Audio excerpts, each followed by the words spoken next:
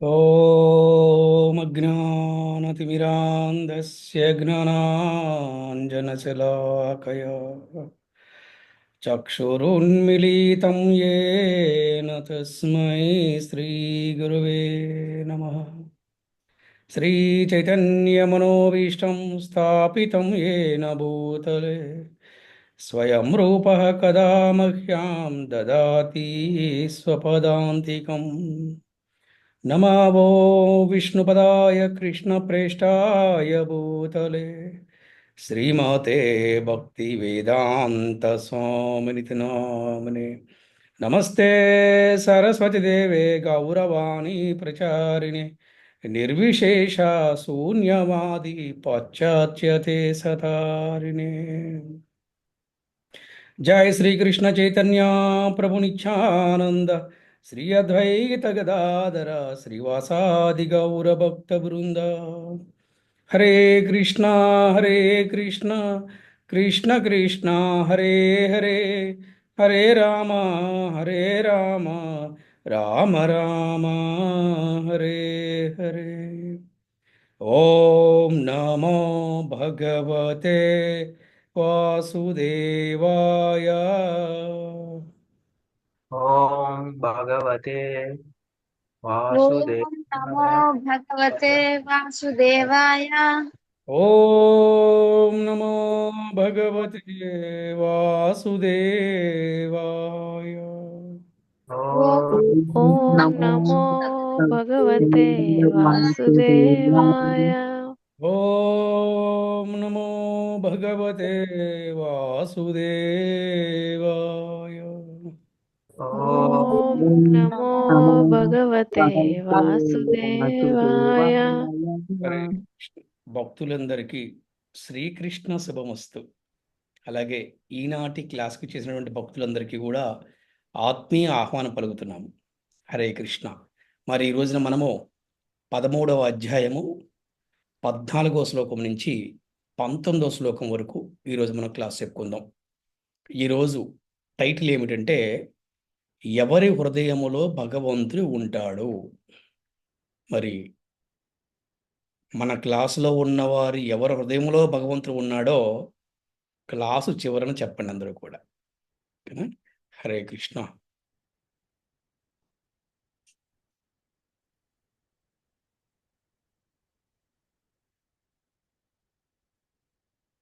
Session 71 13వ అధ్యాయము ప్రకృతి పురుషుడు చైతన్యము 14వ శ్లోకం నుంచి 19వ శ్లోకం వరకు.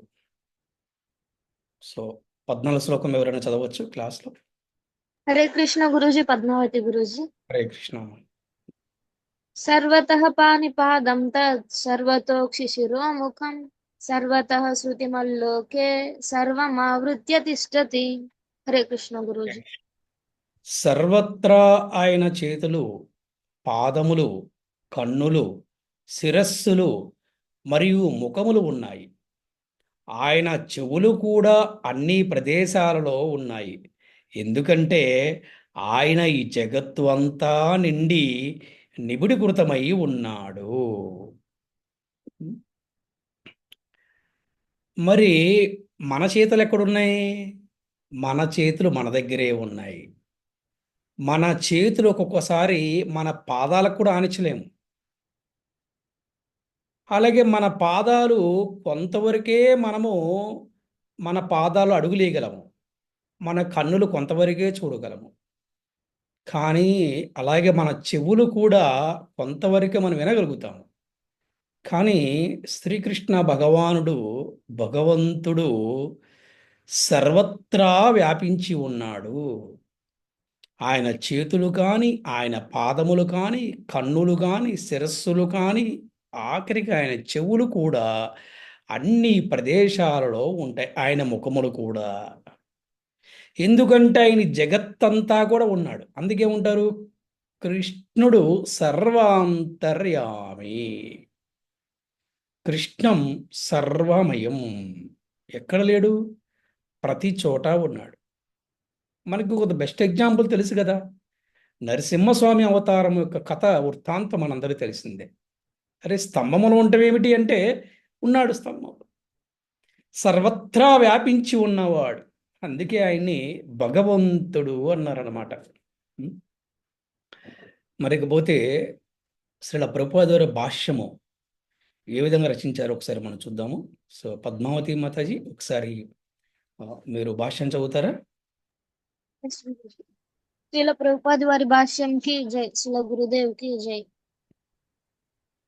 సూర్యుడు అపరిమితములైన తన కిరణములను ప్రసరించుచున్నట్లే పరమాత్ముడు లేక దేవాది దేవుడు కూడా తన శక్తిని సర్వత్రా వ్యాపింపజేయు చుండును. ఎస్, అతడు తన ఇక్కడ చూడండి, సూర్యుడు లేని చోట ఎక్కడ ఉండో చెప్పండి. ఎక్కడ చూసినా సూర్యుడు మనకి మన తూర్పునే ఉదయిస్తూ ఉంటాడు. ఏ ప్రాంతానికి వెళ్ళినా ఎక్కడికి వెళ్ళినా కూడా. అంటే సూర్యుడు ఇక్కడే ఉన్నాడనే భావన కలుగుతుంది మనకి. అలాగే సూర్యాస్తమం కూడా మనకి తెలుస్తుంది. పడమరన సూర్యుడు అస్తమిస్తూ ఉంటాడనమాట. అలాగే తన కిరణాలు అన్ని చోట్ల, అంటే ప్రపంచమంతా కూడా సూర్యుని కిరణాలు ఎలాగైతే ఉంటాయో, భగవంతుడి యొక్క తన శక్తి కూడా అన్ని చోట్ల వ్యాపించి ఉంటుంది. కంటిన్యూ చేయండి తల్లి. అతడు తన సర్వవ్యాపక రూపముతో స్థితిని కలిగి ఉండగా, ప్రథమ గురువు అయిన బ్రహ్మ మొదలుగా అల్పమైన చీమ వరకు గల సర్వజీవులు అతని యందు స్థితిని కలిగి ఉన్నవి. సో ఆయన ఒక్క బ్రహ్మదేవుడు మొదలుకొని, అంటే బ్రహ్మదేవుడు ఆది జీవి, ఆది గురువు, అంటే మొట్టమొదట జీవి అనమాట. అంటే అటువంటి బ్రహ్మ మొదలుకొని చీమ వరకు అందరి హృదయాల్లో కూడా భగవంతుడు ఉన్నాడు. అందుకేం చెప్తుంది మనకు శాస్త్రము? సర్వజీవులు కూడా భగవంతుడు సంతానమే. అందుకని మనము సర్వజీవుల పట్ల మనం దయతో, కరుణతో, ప్రేమతో, సోదరి భావముతో ఉండాలని మనకి శాస్త్రాలు చెప్తున్నాయి. ఎందుకంటే అందరికీ తండ్రి ఆ భగవంతుడు కాబట్టి. అందుకని జీవహింస చేయరాదు అని చెప్తారు. ఎందుకు చేయకూడదు అన్నమాట. కంటిన్యూ చేయండి. అసంఖ్యాకములుగా గల శిరములు, పాదములు, హస్తములు, నయనములు, అసంఖ్యాక జీవులన్నీయును పరమాత్మ యందే స్థితిని కలిగి ఉన్నవి. అట్లే జీవులందరూ కూడా పరమాత్ముని అంతరంగము మరియు బాహ్యములందు స్థితులై ఉన్నవి. కనుక పరమాత్మ సర్వవ్యాపకుడు. పరమాత్మ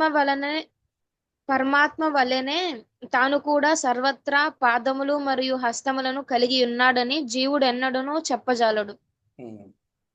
అది ఎన్నటికీ సాధ్యపడదు. వాస్తవమునకు తన హస్తములు, పాదములు మరియు నయనములు సర్వత్రా వ్యాపించి ఉన్నను అజ్ఞానము చే తాను దానిని తెలియలేకున్నాననియు, కాని తగిన జ్ఞానమును పొందిన పిమ్మట తానట్టి స్థితికి వచ్చిననియు జీవుడు అజ్ఞానముచే భావించినచో అట్టి భావన సత్య విరుద్ధమే కాగలదు. ఇక్కడ చూడండి,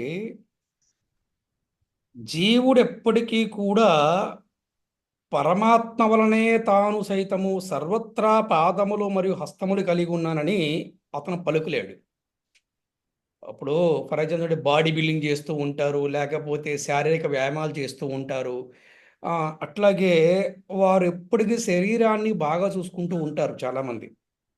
అటువంటి వాడు ఎప్పుడు కూడా భగవంతుడి ద్వారా నాకు ఇటువంటి శక్తి వచ్చింది, భగవంతుడి ద్వారా నాకు ఈ హస్తములు, పాదములు, ఈ శరీరము, అందము, సౌందర్యము ఇవన్నీ కూడా వచ్చే భావన వాడికి ఉండదు. ఎందుకంటే అజ్ఞానము వలన అది ఎన్నటికీ కూడా తనకి సాధ్యము కాదు అని ఇక్కడ చాలా. కానీ సరి అయిన జ్ఞాన సముపార్జన పిమ్మట నిజముగా తాను అట్టి స్థితిని పొందగననియు జీవుడు తలచినచో అది సత్య విరుద్ధమే కాగలదు.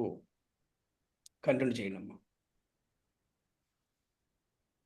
ప్రకృతిచే బద్ధుడైన జీవుడు ఎన్నడూనూ పరమాత్ముడు కాజాలడు. పరమాత్ముడు ఎల్లప్పుడూ జీవాత్మ కంటేనూ భిన్నుడు. ఉదాహరణకు భగవానుడు పరిమితి అనునది లేకుండా తన హస్తములను వ్యాపింపగలడు, కానీ జీవాత్మ అట్లు చేయజాలడు. ఒక్క నిమిషం. ఎవరైతే నేను భగవంతుడినే, నువ్వు భగవంతుడే అని చెప్పేసి చాలామంది కుహానా మేధావులు, కుహానా ఆధ్యాత్మికతలు చెప్తూ ఉంటారు. అది ఎలాగే చెప్పండి. ఎందుకంటే భగవంతుడికి హద్దు అనేది లేదు. చూడండి, 7 సంవత్సరాల వయసులో చిటికిన వేలి మీద గోవర్ధనగిరి పర్వతం ఎత్తి 7 పగలు 7 రాత్రులు బృందావన వాసులందరినీ, గోవులను, యాదవులను, గోపికలను, ఆ సమస్త ఆ బృందావన వ్రజవాసులందరినీ కూడా శ్రీకృష్ణ భగవానుడు కాపాడాడు. ఇది ఎవరికైనా సాధ్యపడుతుందా? ఇది కేవలం భగవంతుడికి మాత్రమే సాధ్యపడగలదు. ఎందుకంటే ఆయనకి హద్దు అనేది లేదు. కానీ మనకు మాత్రం ఉన్నది. ఎందుకంటే ఆయన, మనము చూసాము చిటికిన వేలి మీద అతను ఎత్తాడని, కానీ ఆయన చిటికిన వేలు కూడా అవసరం లేదు ఆయనకి.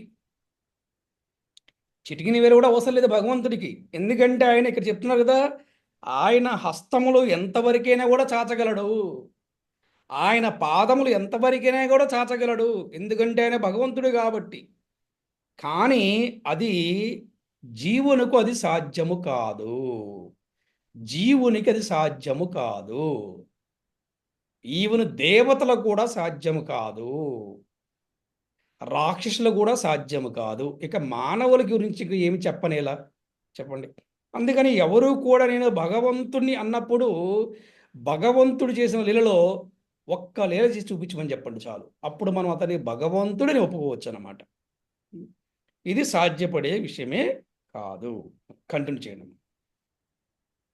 కనుక ఎవరైనాను తనకు పత్రమును కాని, పుష్పమును కాని, ఫలమును కాని, లేదా జలమును కాని అర్పించినచో తాను గ్రహింతునని శ్రీకృష్ణ భగవానుడు భగవద్గీత యందు 9వ అధ్యాయం 26వ శ్లోకం నందు చెప్పి ఉన్నాడు. చూడండి, ఎవరైనా కూడా పత్రము కానీ, పుష్పము కానీ, ఫలమును కానీ లేదా జలమును కానీ అర్పించి తాను స్వీకరిస్తున్నానని శ్రీకృష్ణ భగవానుడు చెప్పాడు. పత్రం పుష్పం ఫలం తోయం అని మనకి 9వ అధ్యాయంలో 26వ శ్లోకంలో ఉంటుందన్నమాట. అంటే అందరికీ అనిపించవచ్చు, ఏంటంటే ఈయనకి మనము పూలు పెడితే ఆయన స్వీకరిస్తాడా, పనులు ఇస్తే ఆయన స్వీకరిస్తాడా, వీళ్ళు ఏంటండి నీళ్లు పెడతారని నీళ్ళు తాగుతారా అని ఎవడైనా అజ్ఞానత అనుకోవచ్చు. కానీ భగవంతుడు స్వీకరిస్తాడు. భగవంతుడు స్వీకరిస్తాడు. జగన్నాథ లీలల్లో ఒక లీల గురించి మనం తెలుసుకోవాలి. ఎప్పుడైతే ఈ యొక్క ఇంద్రదుమ్న మహారాజు తన భార్య చెప్పిందని చెప్పేసి ఆ తలుపు తీసుకుని లోపలికి వెళ్ళంగానే ఆ విగ్రహాన్ని తయారీటువంటి విశ్వకర్మ వెళ్ళిపోగానే అతను బాగా బోర్రు ఏడుస్తున్నాడు.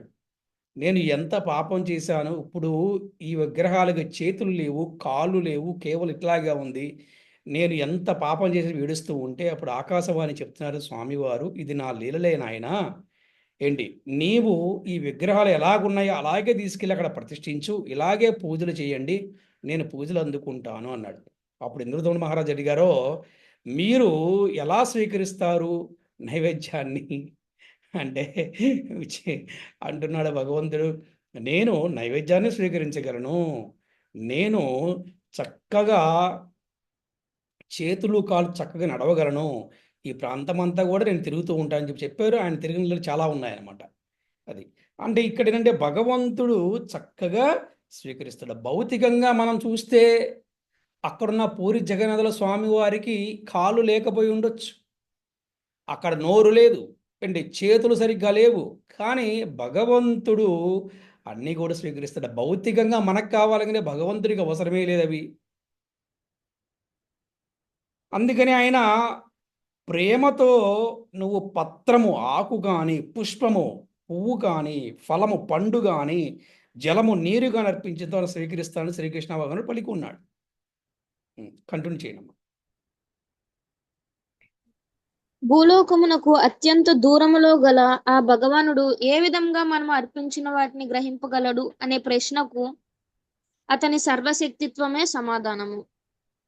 అంతే కదా, అతడు భూమికి అత్యంత అంతే కదా, ఎక్కడో ఉన్నాడు, గుడిలో, సరే గుడిలో ఉన్నాడు అన్నారు, మరి ఇంట్లో నైవేద్య తీసుకుంటున్నాడు కదా. ఎందుకంటే భగవంతుడు సర్వత్రా వ్యాపించి ఉన్నాడు కనుక ఆయన ఎక్కడ అర్పించినా కూడా ఆయన అందుకనే ఆయన ఏమంటారు, సర్వశక్తి మొత్తమే. ఆయన సర్వశక్తిమంతుడు, సర్వత్రా వ్యాపించి ఉన్నవాడు. He can anything, he is everything. అందులో ఎటువంటి సందేహం కూడా లేదు. కంటిన్యూ చేయండి.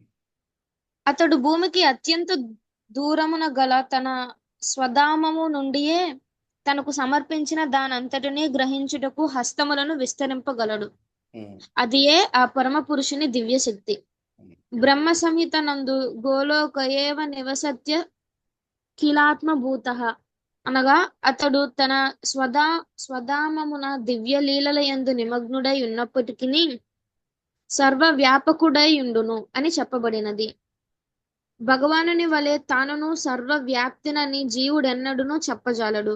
కనుకనే ఈ శ్లోకము పరమాత్మనే అనగా దేవాది దేవుని వర్ణించుచున్నది గాని ప్రత్యేగాత్మను కాదు.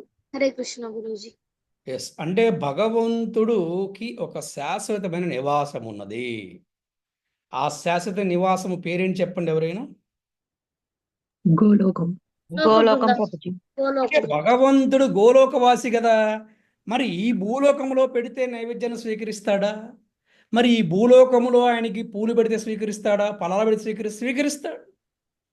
ఆయన గోలోకములో ఉన్నప్పటికీ కూడా, ఆయన నిత్య లీలలో నిమగ్నమైనప్పటికీ కూడా, ఈవెన్ గోలోకములో నిత్యము ఆయన గోవులతోటి చక్కగా గోవులు పాలిస్తూ ఉంటాడు ఇప్పటికి కూడా.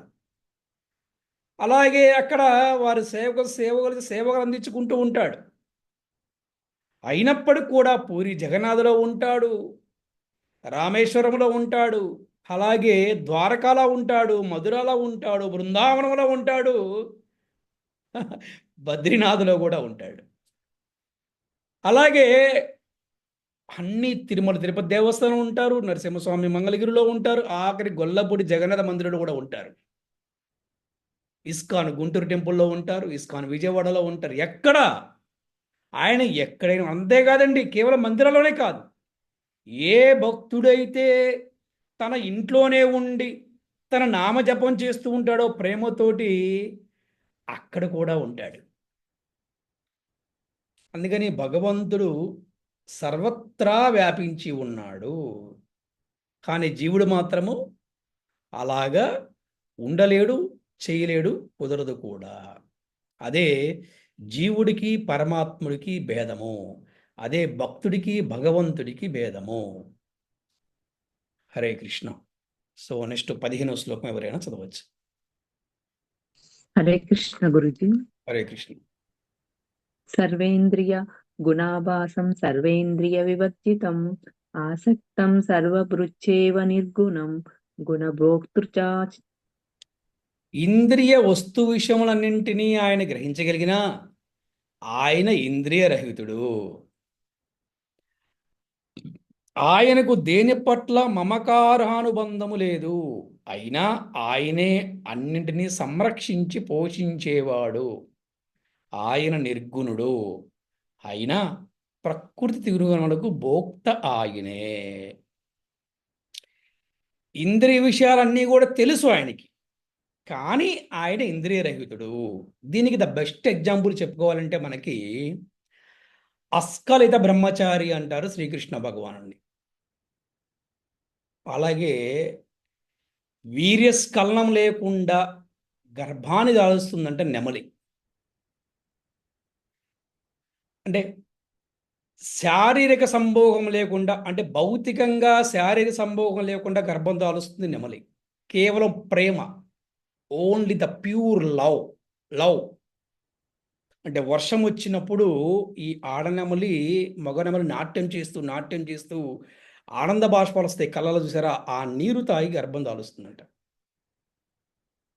అలాగే కృష్ణుడు కూడా అస్కలిత బ్రహ్మచారి అంటారు. ఆయన యొక్క దివ్యమైన ప్రేమతోటి, ఆయన యొక్క ప్రేమ, కరుణ, దయతోటే ఆయన అందరిని వివాహమాడాడు, అందరికి కూడా సంతానాన్ని ఇచ్చాడు అనమాట. ఎందుకు?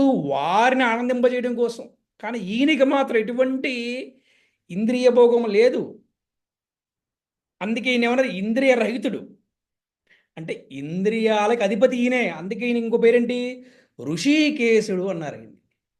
అంటే ఋషికేశుడు అన్నారనమాట. అంటే ఇంద్రియాలకు అధిపతి. అటువంటి వాడు, ఇంద్రియ వస్తు విషయాల పట్ల ఆయనకి ఎటువంటి ఆసక్తి ఉండదు. అలాగే ఆయనకి దేని పట్ల కూడా మమకారానుబంధం లేదు. చిన్న ఎగ్జాంపుల్ చూడండి. దేవకీమాత గర్భాన్న శ్రీకృష్ణ భగవానుడు ఆవిర్భవించాడు. ఆ తర్వాత యశోదామాత దగ్గర అతను పెరిగాడు.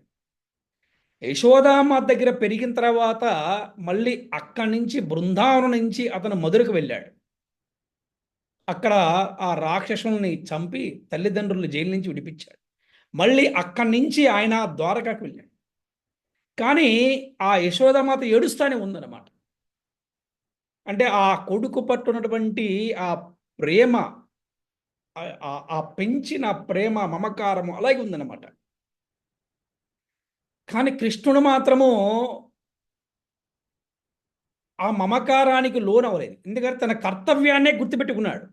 నేను ఇక్కడి నుంచి మధుర వెళ్ళాలి, ఆ మధురలో రాక్షసులను సంహరించాలి, అక్కడ నా తల్లిదండ్రులు నేను జైలు నుంచి విడిపించాలి, అక్కడి నుంచి నేను మళ్ళీ ద్వారకగా ప్రయాణం అవ్వాలి. అంటే ఇవన్నీ కూడా అంటే మమకారానుబంధము లేదు. ఇది తెలుసుకోవాలి. అంటే ఎక్కడ ప్రతి చోట కూడా బాధ్యత, అంటే బాధ్యతతో కూడిన ప్రేమ, అలాగే ప్రేమను కూడా పంచాడు ఆయన. ఒక్క కృష్ణుడు ఎంతమందికి ప్రేమను పంచగలడు చెప్పండి? ఎంతమందికైనా పంచగలడు, ఎంతమందికైనా పంచగలడు.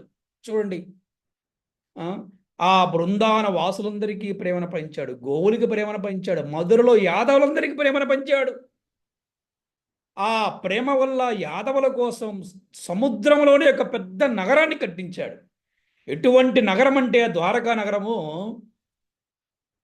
ఈ విశ్వంలోనే దాన్ని మించి నగరం లేదంట. అంటే స్వర్గం కన్నా ఇంకా ఎక్కువ ఉంటుందంట అటువంటి నగరం.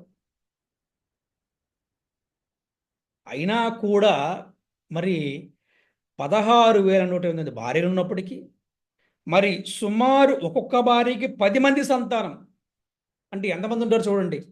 అంతమంది సంతానం ఉన్నప్పటికి కూడా ఆయన ఏకకాలంలో ఈ రోజు నా తండ్రి నా దగ్గర లేడనే భావన లేకుండా, ఈ రోజు నా భర్త నా దగ్గర లేడనే భావన లేకుండా ఏకకాలంలో అందరి దగ్గర ఉన్నాడు, అందరినీ ఆనందింపజేశాడు. అలాగే అంతఃపురం బయటికి వచ్చి, అందరూ నిద్రపోయిన తర్వాత అంతఃపురం బయటికి వచ్చి ఆయన ధ్యానం చేసుకుంటూ ఉంటాడంట. దీన్నే డిటాచ్మెంట్ అంటారు. అంటే ఆయనకి ఎవరి పట్ల మమకారానుబంధం లేదు. కేవలం తన యొక్క బాధ్యత, దయ, కరుణ, ప్రేమ అది ఇవ్వటానికే వచ్చాడు ఆయన. అది దేని పట్ల కూడా మమకారానుబంధం లేదు. అయినా ఆయనే అన్నిటినీ సంరక్షించి పోషించేవాడు. మళ్ళీ చూడండి, మళ్ళీ ఆయనే పోషించేవాడు అందరినీ కూడా. ఆయన నిర్గుణుడు అయినా ప్రకృతి గుణములకు భోక్త ఆయనే. నిర్గుణుడు అంటే ఏం చెప్పండి? నిర్గుణుడు అంటే ఏం చెప్పండి?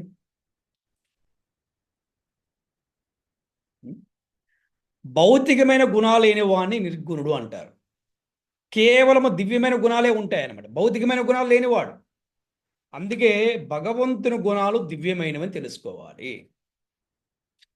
అలాగే మానవుల గుణాలు భౌతికమైనవి, మానవుని కర్మలు భౌతికమైనవి, భగవంతుని కర్మలు దివ్యమైనవి. అందుకే ప్రకృతి త్రిగుణములకు భోక్త ఆయనే. అంటే 3 గుణాలు, అంటే సత్వ గుణము, రజోగుణము, తమో గుణము.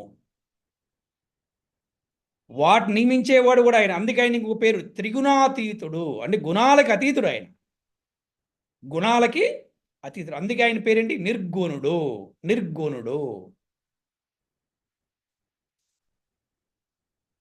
హరే కృష్ణ. 16వ శ్లోకం చదవచ్చేవారు.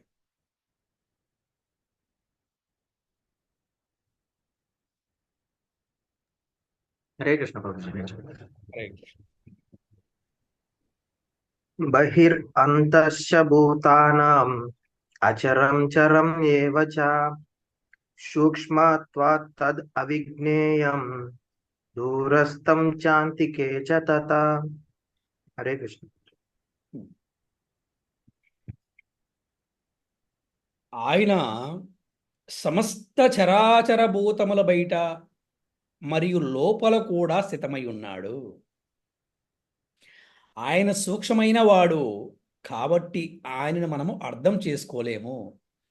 చాలా దూరంగా ఉన్నాడు కానీ చాలా దగ్గరగా కూడా ఉన్నాడు. ఆ? కొద్ది కన్ఫ్యూజింగ్ ఉందా? ఎస్, ఇదే కృష్ణ తత్వం అంటే. అందుకే భగవద్గీతని కృష్ణుణ్ణి అర్థం చేసుకుంటాం చాలా కష్టము. అర్థం చేసుకున్నవాడు ధన్యుడే. ఇక వారిని మించిన మేధావి, వారిని మించిన తెలివి కల్లవారు ఇంకెవరు ఉండరన్నమాట. ఏంటి?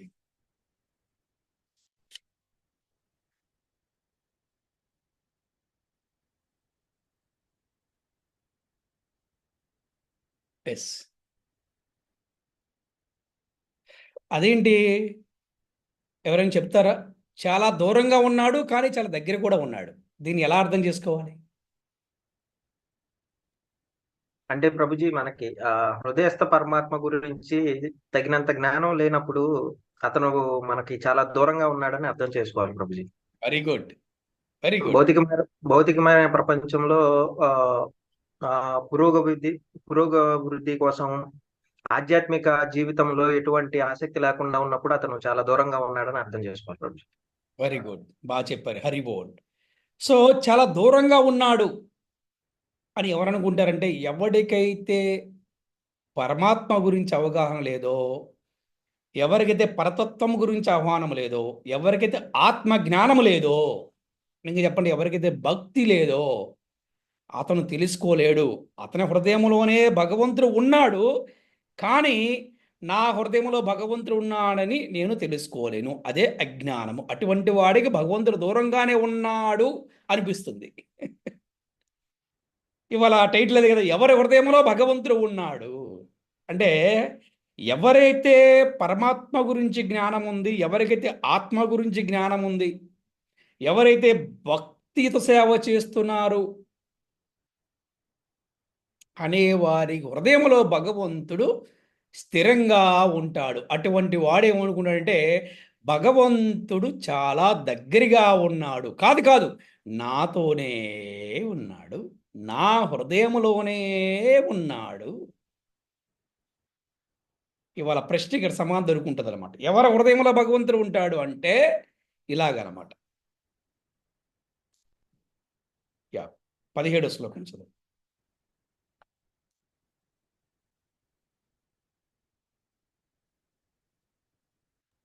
హరే కృష్ణ ప్రభుజీ.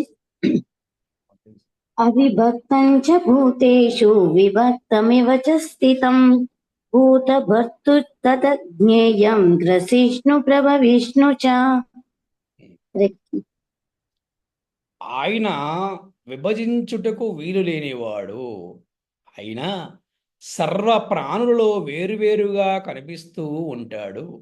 హా పరమేశ్వరుడే సమస్త భూతములకు సంరక్షకుడు, పోషకుడు, లయకారకుడు మరియు సృష్టికర్త అని తెలుసుకునము.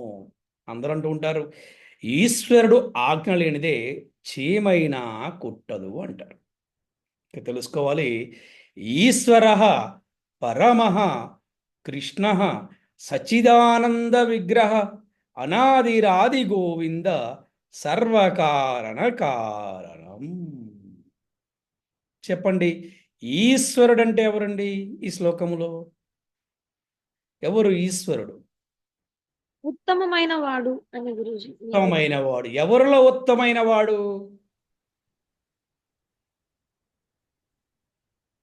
పురుషులలో ఉత్తమమైన. సర్వులలో ఉత్తమైన వాడు. ఆయనకు మించిన వాడు ఇంకోడు లేడు.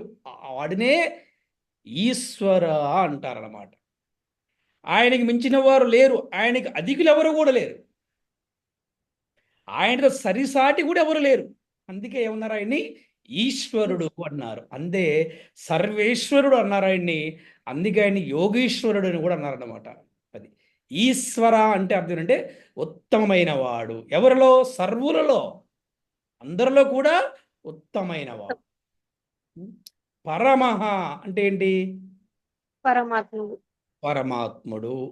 కృష్ణ అంటే ఏంటి? పరమ ఆనందం. Very good. ఈశ్వర పరమ కృష్ణ సచ్చిదానంద విగ్రహ అంటే నిత్యం ఆనందంగా ఉండేవారు.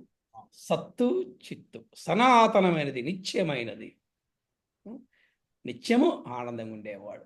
ఈశ్వర పరమ కృష్ణ సచిదానంద విగ్రహ అనాదిరాది గోవింద. అంటే ఏంటి అనాదిరాది గోవింద అంటే? ఆది లేదు, అంతము లేదు. ఆ మనకుంది కదా, మనకి డేట్ ఆఫ్ బర్త్ ఉంది, డేట్ ఆఫ్ డెత్ ఉంది. But Krishna has no date of birth, Krishna has no date of death అనమాట. అందుకే ఆయన భగవంతుడయ్యాడు అనమాట. అనాదిరాది గోవింద, అనాది నుంచి ఉన్నవాడు, ఆది లేదు అంతము లేదు, నిత్యమైన వాడు, సనాతనమైన వాడు, వాడే గోవిందుడు నాయన. వాడే నా ప్రియమైన వాడు, నా నల్లని కన్నయ్య నాయన, నా గోపాలుడు నాయన, నా ప్రియమైన వాడు నాయన. వాడు లేకపోతే నేను ఒక క్షణం కూడా ఉండలేను నాయన.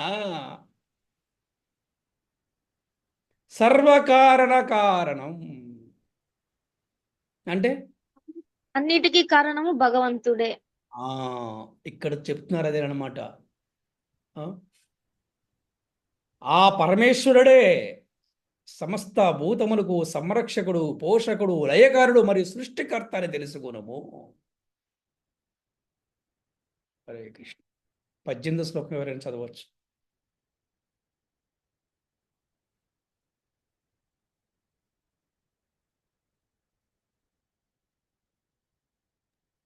హరే కృష్ణ ప్రభుజీ. హరే కృష్ణ. జ్యోతిష్యామి తజ్జ్యోతి తమసః పరం ముచ్యతే జ్ఞానం జ్ఞేయం జ్ఞానగమ్యం హృది సర్వస్య విశిష్టతం. అన్ని ప్రకాశవంతమైన వాటిల్లో ప్రకాశానికి మూలము ఆయనే, మరియు ఆయన అజ్ఞానపు చీకటికి పరమ అతీతుడు. జ్ఞానము ఆయనే, జ్ఞాన విషయము ఆయనే, మరియు జ్ఞాన లక్ష్యము ఆయనే. ఆయన సమస్త ప్రాణుల హృదయములో స్థితుడై ఉంటాడు. సూర్యుడు ప్రకాశాన్ని ఇస్తూ ఉంటాడు. అటువంటి సూర్యుడికి కూడా మూలం ఎవరంటే భగవంతుడే. అటువంటి సూర్యుడికి కూడా శక్తి ఎవరి నుంచి వస్తుందంటే భగవంతుడికే. సూర్యుడు చంద్రుడు ఇద్దరు కూడా భగవంతుడికి రెండు కళ్ళు లాంటి వారిని మనకి శాస్త్రాలు చెప్తున్నాయి. అంటే ఈ సమస్త జీవులకి కూడా సూర్యుడి ద్వారా ఒక శక్తి వెళ్తుంది. అటువంటి సూర్యుడికి కూడా శక్తి భగవంతు నుంచే వస్తుంది.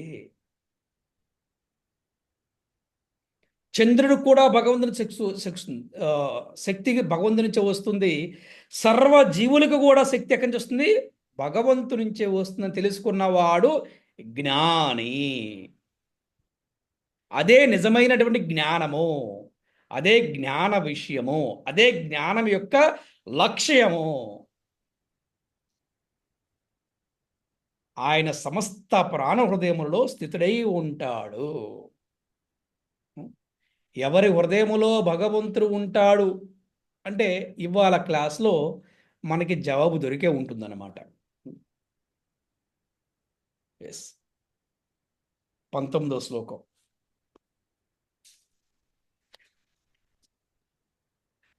హరే కృష్ణ ప్రభుజీ, నేను చదవనా ప్రభుజీ? చదవండి మాతాజీ. హరే కృష్ణ. ఇతి క్షేత్రం తదా జ్ఞానం జ్ఞేయసోక్తం సమాసతః మద్భక్త ఏతిద్విజ్ఞాయ మద్భావాయోపపద్యతే. హరే కృష్ణ. హరే కృష్ణ. ఇక్కడ స్క్రీన్ మీద బ్లూ మార్క్ కనపడుతుంది, ఏంటమ్మా?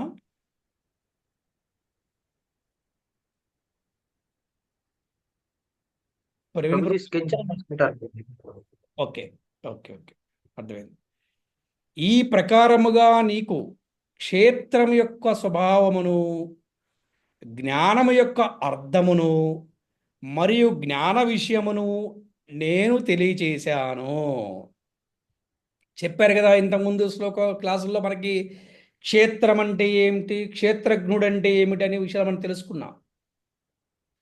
క్షేత్రం యొక్క స్వభావం ఏంటి, క్షేత్రజ్ఞుడి యొక్క స్వభావం ఏంటో కూడా మనం తెలుసుకున్నాం. ఎవరైనా చెప్పండి, క్షేత్రం అంటే ఏమిటి? శరీరం ప్రభుజీ. క్షేత్రజ్ఞుడు అంటే ఆత్మ పరమాత్మ. మళ్ళీ చెప్పండి. ఆత్మ పరమాత్మ ప్రభుజీ. క్షేత్రం అంటే దేహం ప్రభుజీ.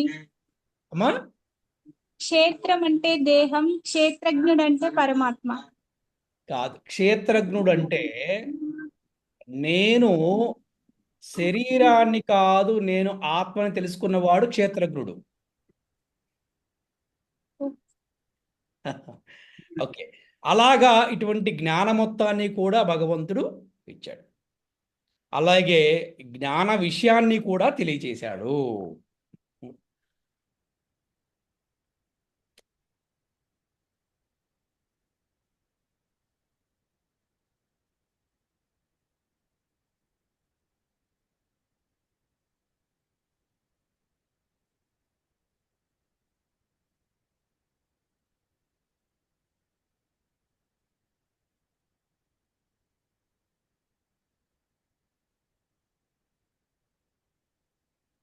నేను శరీరాన్ని కాదు, ఆత్మను తెలుసుకున్నవాడు క్షేత్రజ్ఞుడే.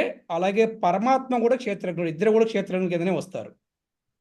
ఓకే, మళ్ళీ మీకు చిన్న క్లారిటీ ఇస్తున్నాను, మళ్ళీ చెక్ చేస్తున్నాను. ఓకే, సో అలాగే ఇక్కడ ఈ ప్రకారముగా నీకు క్షేత్రం యొక్క స్వభావమును, జ్ఞానం యొక్క అర్థమును మరియు జ్ఞాన విషయమును నేను తెలియజేశాను. నా భక్తులు మాత్రమే దీనిని యథార్థముగా అర్థము చేసుకోగలరు. ఇది very very very very important. ఎందుకంటే అందరికీ కూడా కృష్ణతత్వము బోధపడదు, అందరికి కృష్ణతత్వం అర్థం కాదు. కోటి జన్మల పుణ్యఫలం ఉంటే గాని ఒకటికి భగవద్గీతని అర్థం చేసుకుంటాం, ఆచరించడం అనేది సాధ్యపడదని శాస్త్రాలు చెప్తున్నాయి. కానీ ఈ కలియుగములో వాడు ఎటువంటి పాపాత్ముడైనా కూడా ఒక ప్రామాణికమైన గురువును ఆశ్రయించి వారి దగ్గర గనక భగవద్గీతను గనక వారు శిక్షణ పొందితే తప్పకుండా వారికి కృష్ణతత్వము, భగవద్గీత అర్థమవుతుంది, ఆచరించగలరు కూడా అని కూడా మనకి చెప్తుంది అనమాట. అంటే భగవద్గీత ఏం చెప్తుందంటే, భగవద్గీత ప్రైమరీ ఎడ్యుకేషన్. మనుష్యానాం సహస్రేషు ఉంటుంది. అంటే ఎవడో వేలలో ఒక్కడికి మాత్రమే ఇటువంటి జ్ఞానము, కృష్ణుడు తెలుసుకునే భాగ్యము ఉంటుంది. అందులో కూడా మళ్ళీ ఒకానొకడు మాత్రమే ఈ భక్తితో సేవ చేయగలడు, మళ్ళీ అందులో కూడా ఒకానొకడు మాత్రమే నన్ను చేరగలని చెప్తున్నాడు. కానీ భాగవతం ఏం చెప్తుందంటే, వాడు ఎటువంటి పాపాత్ముడైనా కూడా ఈ కలియుగంలో ఒక ప్రామాణికమైన గురువును ఆశ్రయించి ఆ గురువు గారి దగ్గర శిక్షణ పొందితే వాడు తప్పకుండా అతనికి ఈ యొక్క భక్తి వస్తుంది, భగవద్ధామం కూడా చేరుకుంటాడని శాస్త్రం చెప్తుంది. అందుకని నా భక్తులు మాత్రమే దీనిని యథార్థంగా అర్థం చేసుకోగలరు. అందుకే భక్తులు కాని వారితో మనం ఎప్పుడు డిబేట్లు పెట్టకూడదు. భక్తులే చక్కగా డిస్కస్ చేసుకోవాలి మనంతా కూడా. భక్తులు కాని వారితోటి వేరే విధంగా మనం ప్రీచింగ్ చేయాలి. అంతేగాని భక్తులు కాని వారితో మనం డిబేట్స్ పెట్టామనుకోండి, మనకున్న జ్ఞానం కూడా వాళ్ళు లాగేస్తాడు. అది అందుకని భక్తులు మాత్రమే యథార్థంగా అర్థం చేసుకోగలుగుతారు. అందుకనే భక్తుల దగ్గర నుంచే భగవద్గీతని నేర్చుకోండి, భక్తుల దగ్గర నుంచే భగవద్గీత ప్రవచనాలు వినండి అని శాస్త్రాలు చెప్తున్నాయి అన్నమాట. అలా చేసిన పిదప వారు నా దివ్య స్వభావమనే పొందుతారు. అంటే భగవంతుడి యొక్క స్వభావం భక్తులు కూడా వచ్చేస్తుందంట. ఏంటి స్వభావం అంటే, సర్వ జీవుల పట్ల కూడా దయ, కరుణ, ప్రేమ, స్నేహము, వాత్సల్యము, ఇవన్నీ కూడా వచ్చేస్తాయి. అంటే తండ్రి యొక్క గుణాలు, తండ్రి యొక్క భావాలు సంతానానికి ఎలాగైతే వస్తాయో, భగవంతుడి యొక్క స్వభావం కానీ భగవంతుడి గుణాలు కూడా భక్తులకి అలాగే వస్తాయి. ఇది తెలుసుకున్నవాడు ధన్యుడు. ఇది తెలుసుకున్నవాడు హృదయంలో భగవంతుడు స్థిరంగా ఉంటాడు. ఎవరి హృదయములో భగవంతుడు ఉంటాడు అంటే భగవంతుని గురించి యథార్థముగా తెలుసుకునే వాడి హృదయములో భగవంతుడు ఉంటాడు. ఈ కలియుగములో ఎవరైతే యుగ ధర్మమైన హరినామస్మరణ చేస్తూ ఉంటారో అపరాధరహితంగా వారి హృదయములో భగవంతుడు స్థితుడై ఉంటాడు. భగవంతుడు ఏ విధంగా జీవించమన్నాడో ఆ విధంగా జీవిస్తున్న వాడి హృదయంలో భగవంతుడు ఉంటాడు. గోవులకు వైష్ణవులకు సేవ చేసే వారి హృదయంలో భగవంతుడు సదా ఉంటాడు. హరే కృష్ణ.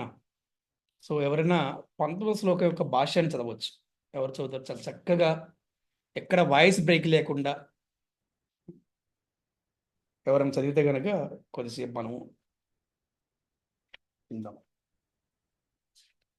ఆఖరి శ్లోకము ఈరోజు క్లాసులో. యా,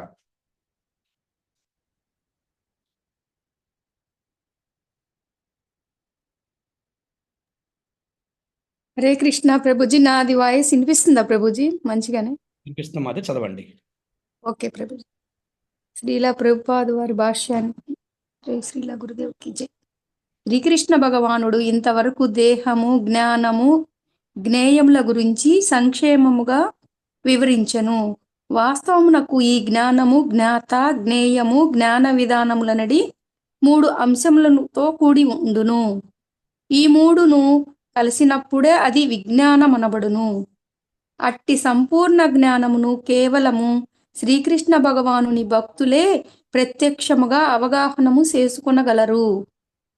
ఇతరులకది సాధ్యం కాదు. ఈ 3 అంశములు అంత్యమున ఏకము అగునని అద్వైతులు పలికినను భక్తులు ఈ విషయమును అంగీకరింపరు. జ్ఞానము మరియు జ్ఞానాభివృద్ధి అనగా కృష్ణ భక్తి భావనలో తనను గురించి తాను తెలియగలుగుట అని భావము. భౌతిక చైతన్యమునందున్న మనము మన చైతన్యమును కృష్ణ పర కర్మలలోనికి మార్చినచో కృష్ణుడే సర్వస్వమనడి విషయము అవగతమగును. అంతటా నిజ జ్ఞానము మనకు ప్రాప్తించగలదు. పరీక్ష అనగా చూడండి, హరే భౌతికంగా ఉన్నవారు ఎవరైతే ఉంటారో వారందరూ కూడా కృష్ణ కర్మలు, వారి కర్మను కృష్ణ కర్మలుగా మార్చారనుకోండి, వారికి అర్థమైపోతుంది కృష్ణుడే సర్వస్వం అనే విషయాన్ని తెలుసుకుంటారనమాట. అప్పుడు నిజమైన జ్ఞానం ప్రాప్తిస్తుంది. మనము ఐ థింక్ 2 days బ్యాక్లో మనం క్లాస్ చెప్పుకున్నాం కదా, కృష్ణుడు ప్రేమను ఎవరు పొందగలరు అంటే 12వ అధ్యాయంలో 8, 9, 10 శ్లోకాల్లో మనం చెప్పుకున్నాం అనమాట. అంటే అక్కడ మనకి కృష్ణ కర్మ గురించి వస్తుంది అనమాట. అలాగా ఈ యొక్క భౌతికంగా చేసే కర్మలు ఏవైతే ఉన్నాయో అవి కృష్ణ కర్మలుగా మార్చినప్పుడు అతనికి నిజమైనటువంటి జ్ఞానం ప్రాప్తిస్తుంది. ఇది చాలా చాలా ఇంపార్టెంట్ అనమాట. అది కంటిన్యూ చేయండి మాతాజీ. అనగా జ్ఞానమనగా భక్తియుత సేవా విధానమును సంపూర్ణముగా అవగాహనము చేసుకొనుట యందు ప్రాథమిక దశ మాత్రమే. ఈ విషయము పంచదశమధ్యాయం నందు స్పష్టంగా వివరింపబడినది. అనగా సారాంశము చెప్పవలనన్న 6 మరియు 7వ శ్లోకముల యందు 6వ శ్లోకమందలి మహాభూతాని నుండి 7వ శ్లోకమందలి చేతనాధృతి వరకు భౌతికాంశములు మరియు కొన్ని జీవ లక్షణములు వివరింపబడినవి. వీటి కలయిక చేతనే దేహము అనగా కర్మక్షేత్రము తయారగుచున్నది.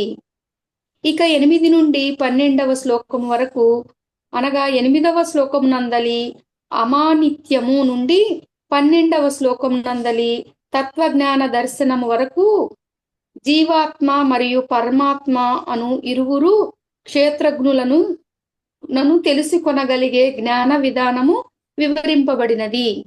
అదే విధముగా అనగా 12వ శ్లోకమునందలి అనాది మత్పరం నుండి 18వ శ్లోకమునందలి హృది సర్వస్య స్వవిష్టితం వరకు 13 నుండి 18వ శ్లోకము వరకు ఆత్మ మరియు పరమాత్మల గురించి వివరింపబడినది. ఈ విధముగా ఇంతవరకు కర్మక్షేత్రము, జ్ఞాన విధానము, ఆత్మ, పరమాత్మలను విషయములు వివరింపబడినవి. శ్రీకృష్ణ భగవానుని శుద్ధ భక్తులే ఈ 3 అంశములను స్పష్టముగా అవగాహనము చేసుకోగలరని ఇచ్చట ప్రత్యేకంగా వివరింపబడినది. కనుకనే భక్తులకు ఈ భగవద్గీత మిక్కిలి ఉపయోగకరమైనది. వాస్తవమునకు వారే పరమగమ్యమైన శ్రీకృష్ణుణ్ణి పొందగలరు. అనగా భక్తులైన వారు భగవద్గీతను అవగతము చేసుకొని వాంఛనీయ ఫలమును పొందగలరు గాని అన్యులు కాదు. హరే కృష్ణ. భక్తులైన వారే భగవద్గీతను అవగతము చేసుకొనగలరు.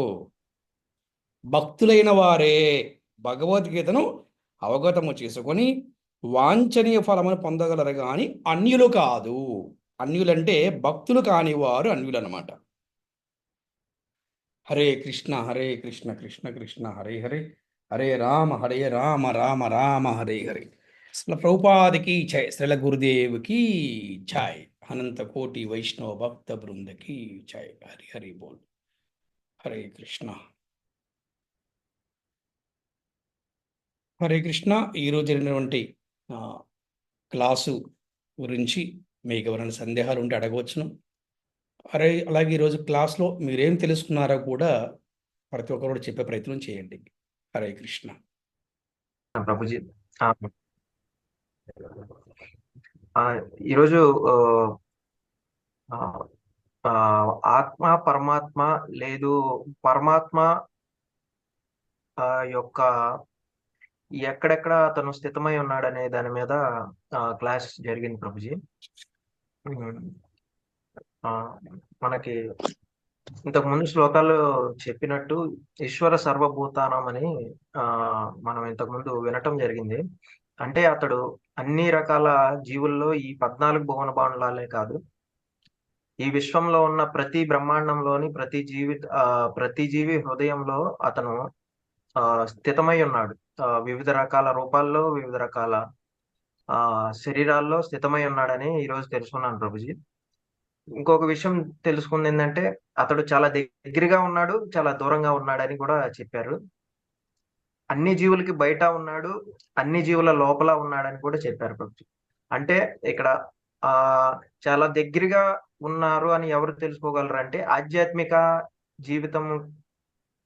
జీవితాన్ని యొక్క గొప్పతనాన్ని తెలుసుకొని ఆధ్యాత్మిక జీవితం లేదంటే కృష్ణ భక్తి జీవితంను ఎవరైతే ప్రతిరోజు పాటిస్తారో వారికి ఈ హృదయస్థ పరమాత్మ చాలా దగ్గరగా ఉన్నట్టు మనం భావించాలి ప్రభుజీ. లేదు భౌతికపరమైన పురోగతి కావాలనుకునే వారికి హృదయస్థ పరమాత్మ అనే దూరంగా ఉన్నారని మనం భావించాలి ప్రభుజీ. ప్లస్ ఇంకో విషయం చెప్పారు, ఇందాక 4వ క్వశ్చన్ అడిగినట్టు ప్రభుజీ, సూర్యుడు చంద్రుడు కూడా భగవంతుడి నుండే శక్తిని అరువు తెచ్చుకుంటున్నారు ప్రభుజీ. సో సూర్యుడు చంద్రుడు కూడా కొంతకాలం తర్వాత ఆ శక్తిని కోల్పోవచ్చు, ప్రకాశించే శక్తిని. కానీ భగవంతుడు మటుకు ఎన్నటికీ ఆ శక్తిని కోల్పోడు ప్రభుజీ. ఎందుకంటే అతడు సచ్చిదానందుడు కాబట్టి. ఈ విషయాలు తెలుసుకున్నాను ప్రభుజీ. హరే కృష్ణ. హరి బోల్ ప్రభుజీ. Very good. హరే కృష్ణ. హరే కృష్ణ హరే కృష్ణ కృష్ణ హరే రామ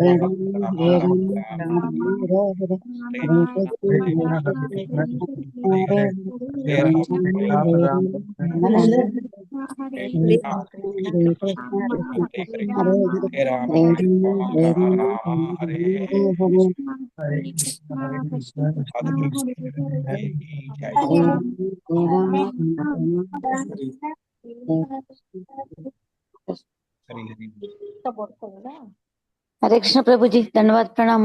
कृष्ण माता దండ ప్రణామం మాతాజీ. హరే కృష్ణ. హరే కృష్ణ ప్రభుజీ. ఇంకా మీరు ప్రచారంలో ముందుకు వెళ్తూ చాలా మంది మాలాంటి భక్తుల్ని ముందుకు తీసుకురావాలని కోరుకుంటున్నాం ప్రభుజీ. హరే కృష్ణ ప్రభుజీ. ధన్యవాదాలు మాతాజీ. హరే కృష్ణ.